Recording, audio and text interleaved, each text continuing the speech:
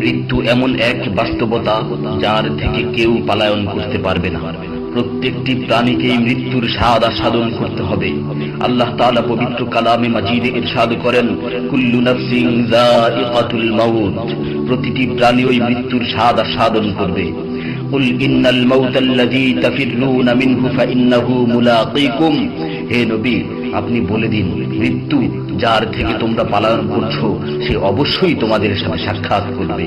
আইনামা তাকুনু ইউদরিকুমুল মাউত ওয়ালাউ কুনতুম ফি বুরুজিম মুশাইয়াদা, তোমরা যেখানেই থাকো না কেন মৃত্যু তোমাদেরকে পাকড়াও করবেই, যদিও তোমরা সূর্যদুর্গে অবস্থান করো।